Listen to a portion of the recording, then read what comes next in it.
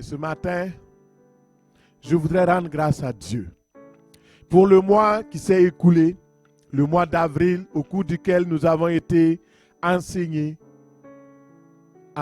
par rapport au discipulat, c'est-à-dire la formation de disciples. Et pendant ce mois-là, nous avons vu comment le Maître Jésus-Christ nous instruit. Pendant 3 ans et demi, lui-même a formé ses disciples.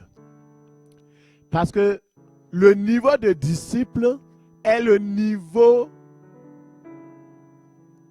au niveau duquel vous pouvez saisir les choses spirituelles profondes.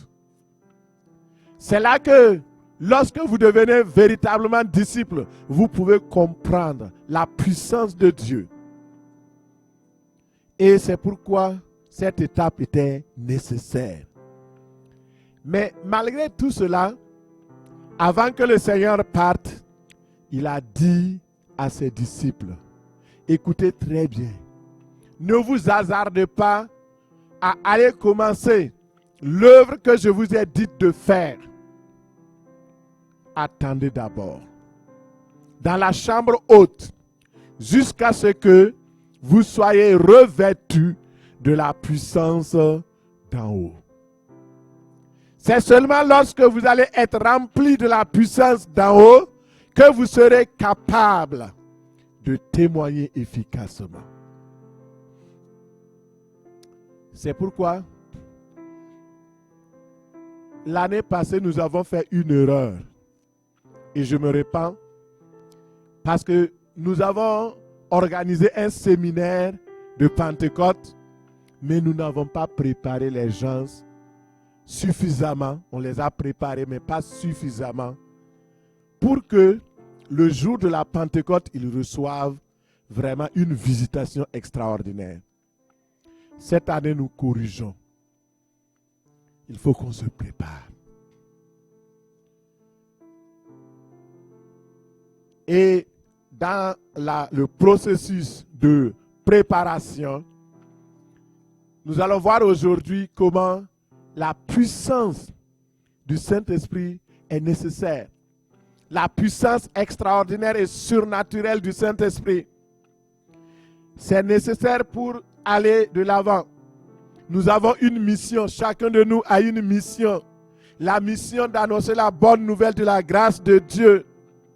Et l'onction, c'est justement cette puissance qui permet d'accomplir la mission. C'est la provision de Dieu. La provision divine pour gagner le monde à Christ, c'est l'onction d'en haut. C'est l'onction du Saint-Esprit. Vous savez, l'onction d'en bas, c'est quoi? Ce sont nos propres efforts. Il y a l'onction d'en haut et il y a l'onction d'en bas. L'onction d'en haut, c'est la puissance et la capacité de Dieu qui nous donne le pouvoir pour pouvoir agir, témoigner, aller en mission, amener la parole avec puissance, suivi de miracles, de prodiges, de guérisons et toutes sortes de choses qui s'accomplissent. L'onction d'en bas, ce sont nos efforts personnels pour plaire à Dieu, nos efforts personnels pour prier, nos efforts personnels pour témoigner et évangéliser. Et Dieu dit, ce n'est pas par la force, ni la puissance, mais par mon esprit, dis-le. Ce n'est pas par la force, ce n'est pas par la force, ni la puissance, mais par mon esprit, dis-le. Cette montagne se déplacera. Alléluia. Cette montagne se déplacera. Cette montagne se déplacera par mon esprit, dit le Seigneur. Le Seigneur dit, ce n'est pas par ta force personnelle, par tes efforts personnels. Ce n'est pas par ta puissance, la puissance de tes bras, la puissance de ton intelligence, la puissance de ta connaissance intellectuelle, académique. Dieu dit, c'est bon, mais j'ai mieux pour toi. J'ai encore mieux pour toi. Et ce que je veux, c'est que tu sois rempli, revêtu de la puissance d'en haut. Alléluia. Et le Seigneur va le faire. Ce mois est un mois de remplissage de la puissance d'en haut. Alléluia. Et dans Acte 1, verset 4 et 5, il dit, comme il se trouvait avec eux, il leur recommanda de ne point s'éloigner de Jérusalem, mais d'attendre ce que le Père avait promis, ce que je vous ai annoncé, dit le Seigneur. Il leur dit, car Jean a baptisé d'eau, mais vous, dans peu de jours, vous serez baptisés du Saint-Esprit. Alléluia. Le Saint-Esprit. Être revêtu de la puissance d'en haut est une condition indispensable pour accomplir efficacement l'œuvre que le Maître nous a confiée, savoir faire de tous les peuples des disciples. Alors, c'est ce que le Seigneur veut pour toi. C'est ce que le Seigneur veut pour nous. Et ce mois-là est un mois de grâce. Un homme de Dieu, en parlant de l'Église d'aujourd'hui, des églises contemporaines, il disait ceci. Le problème de l'Église aujourd'hui n'est pas une Église vide, mais une Église remplie d'hommes et de femmes vides et sans l'onction du Saint-Esprit de Dieu. Et ça, c'est vrai. Le problème est malheureusement actuel. Je reprends la citation de cet homme de Dieu. Il dit le problème de l'Église, le défi de l'Église, la difficulté des églises aujourd'hui, ce n'est pas que les églises sont vides, mais parce que l'Église ou les églises sont remplies d'hommes et de femmes vides du Saint-Esprit qui n'ont pas l'onction. La plupart n'ont pas cette puissance-là. Et il ne dit pas que tous sont vides. Non. Beaucoup même sont remplis, débordés. Mais ils sont remplis de quoi? Le problème n'est pas que le verre est rempli. Mais le verre est rempli de quoi? Le verre, c'est notre cœur. Est-ce que notre cœur est rempli de la présence de Dieu, de la puissance de Dieu, de l'amour de Dieu? Ou bien notre cœur est rempli de tristesse, de rancune, de colère, d'inquiétude? Si c'est cela, Dieu veut nous vider. Et Dieu veut vider. Et l'un des thèmes, une des thématiques du séminaire de Pentecôte, c'est que les outres vieilles ne peuvent pas recevoir le nouveau vin.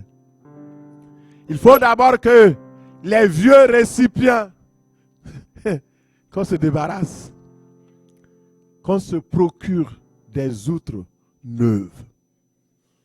Que notre cœur soit disposé notre cœur soit préparé, disposé pour recevoir l'onction nouvelle.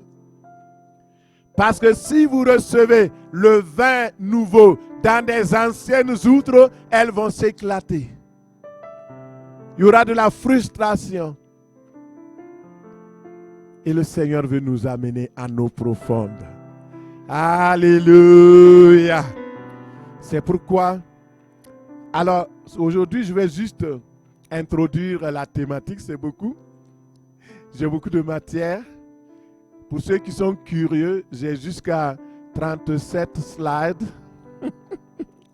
Même si c'est une seule, ben, la slide, ça prend minimum 5 minutes là. Si on veut vraiment bien commenter, alors c'est sûr qu'on ne sortira pas d'ici. Mais le Seigneur est bon. Alléluia. Dis à la personne à côté de toi, le Seigneur est bon. Alléluia. Écoutez, beaucoup de croyants, beaucoup de personnes sont converties à Christ. Mais leur problème, c'est qu'il leur manque la puissance. Certaines personnes me disent, mais pasteur, j'ai le Saint-Esprit. Gloire à Dieu. Merci pour le Saint-Esprit qui habite en toi. Parce que si le Saint-Esprit n'était pas en toi, tu ne serais jamais assis là. Parce que le Saint-Esprit, c'est lui qui t'a convaincu de pécher. C'est lui qui t'a amené ici. Gloire à Dieu pour le Saint-Esprit. Mais le problème, c'est pas ça. Tu es converti, tu as l'Esprit de Dieu, mais il te manque la puissance. Oh, tu as besoin de puissance. Beaucoup sont comme les enfants nouveau-nés. Ils crient, ils pleurent, mais ils ne peuvent pas se lever. Je ne sais pas si vous comprenez. Les bébés.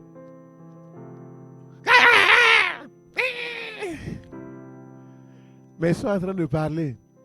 Beaucoup de croyants sont comme ça. Ça crie, ça pleure. Dans les églises, on a des pleurnichards. Toujours. Pourquoi le pasteur fait ça? Ce sont des bébés. Ça pleure. Gloire à Dieu pour nos bébés. Parce qu'il faut être bébé avant d'être adulte.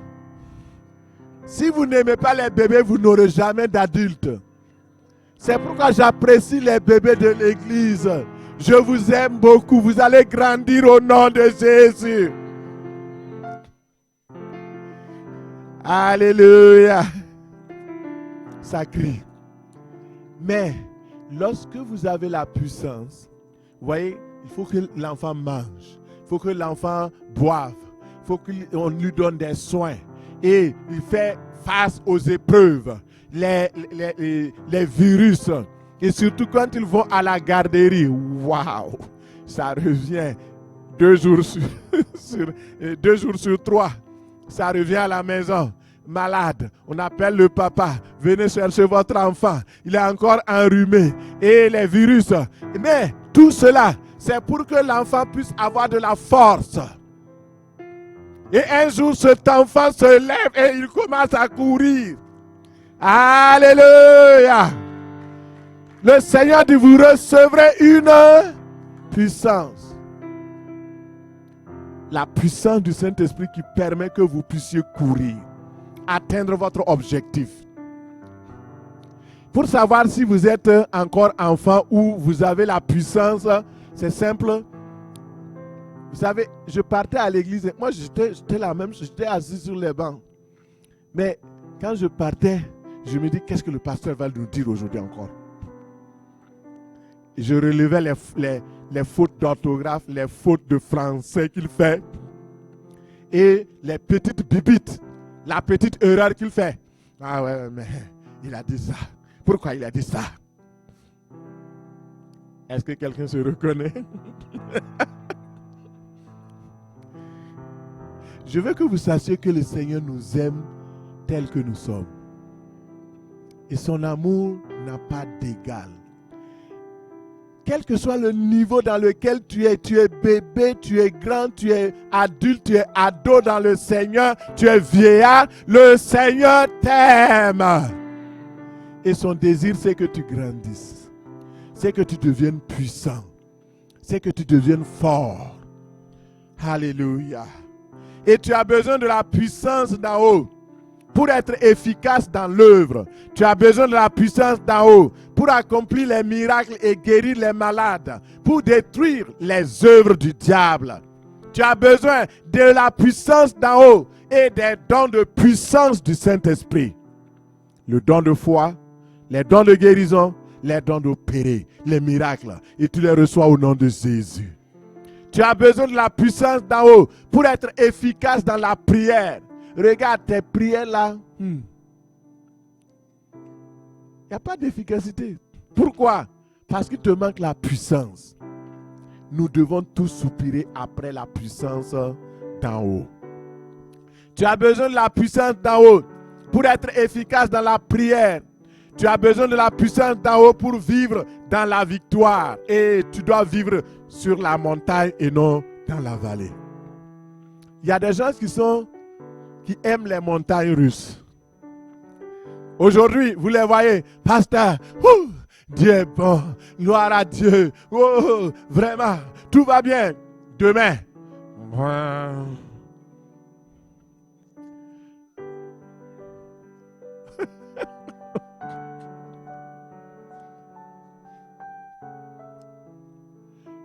ma soeur, laisse-moi, mon frère. C'est quoi? Même si vous parlez doucement, la personne commence à faire la chicane. Vous savez pourquoi? C'est ça. Le manque de puissance. Tu as besoin de puissance pour vaincre le péché. Tu as besoin de puissance pour vivre au-dessus de la mêlée. Tu as besoin de la puissance. Beaucoup de croyants sont tellement faibles. Quelqu'un leur parle juste un peu, ils sont blessés. On leur fait une petite remarque, tu ne m'as pas vu. Les gens sont devenus tellement sensibles, surtout si c'est le pasteur qui fait la remarque. C'est comme si tu avais brûlé.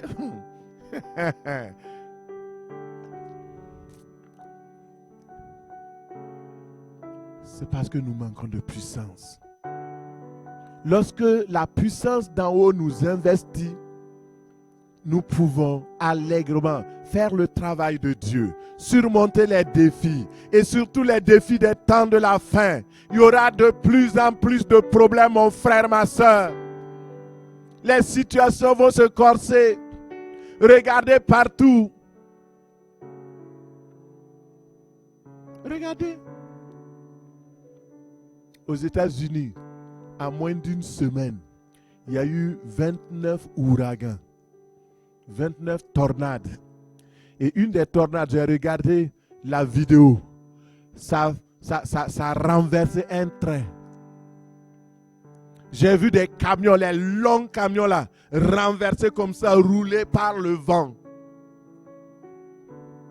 Les tornades. Suivez un peu l'actualité. Tout ce que nous avons annoncé en début d'année, ça commence à s'accélérer un peu.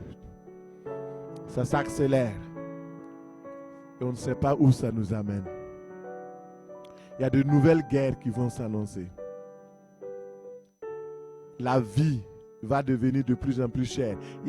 Vous savez, dans ce que j'ai vu comme révélation, c'est-à-dire que ça a commencé un peu allègrement.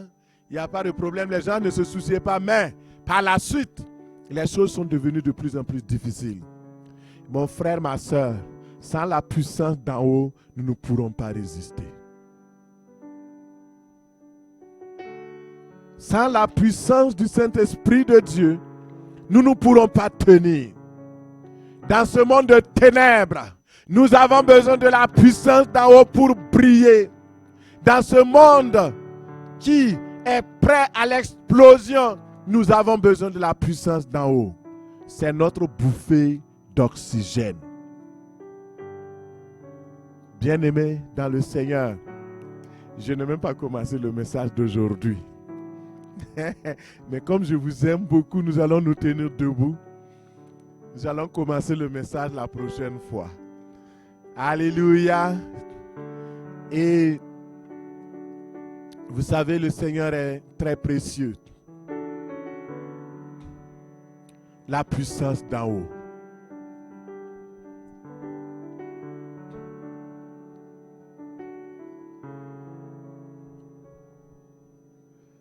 Vous recevrez une puissance venant du Père, et vous serez mes témoins sur cette vie, dans ce beau pays, sur ce continent, dans le monde entier. Les cœurs sont touchés, les malades guéris, glorifiant Jésus. C'est le Saint-Esprit qui agit dans cette vie, dans ce beau pays, sur ce continent, dans le monde entier. Les cœurs sont touchés, les malades guéris, glorifiant Jésus.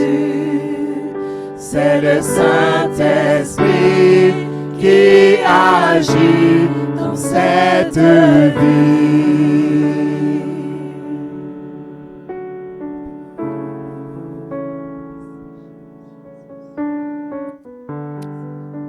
Commencez à rendre grâce à Dieu. Dis merci au Seigneur pour la parole qu'il a délivrée en ce jour. Tu as reçu quelque chose. Le Saint-Esprit est en train de bâtir. Alléluia. Il est en train de bâtir, de bâtir, de bâtir. Alléluia. Seigneur, je te remercie. Merci parce que tu es en train de bâtir. Tu es en train de bâtir. Tu es en train de bâtir. Merci Seigneur. Il y a quelque chose de très grand qui s'annonce. Alléluia. Alléluia. Oh, Rachel.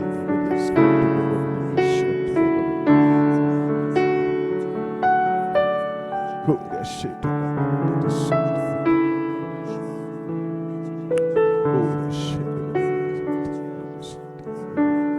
Merci Seigneur.